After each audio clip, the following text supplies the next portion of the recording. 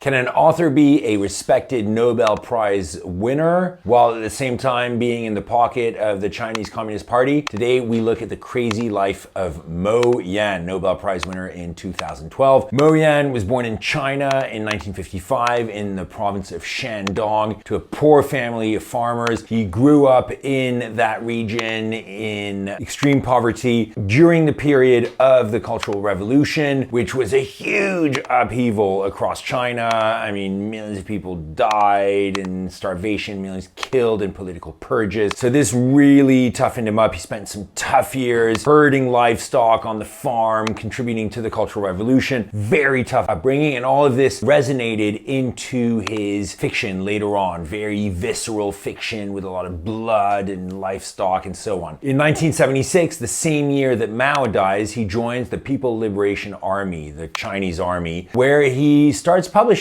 stories and starts writing within the structure of this massive institution, the People's Liberation Army. And in the mid-80s, he writes some of his first big hits, such as Red Sorghum, which is a story of a multi-generational family in China facing similar upheavals than what he faced with the massive sweeps across Chinese history. So that becomes his signature fiction, a lot of rural fiction, very visceral, very of the earth. But he is never seen as a dissident. He's never politically outspoken against the Chinese government, and he stays well within the ranks. And this becomes a bit complicated to manage as an artist living in a totalitarian regime, but he sticks close to the Chinese Communist Party, and in 2012, he is awarded the Nobel Prize for Literature, but without ever really renouncing the Chinese Communist Party, and in fact endorsing several events, such as events that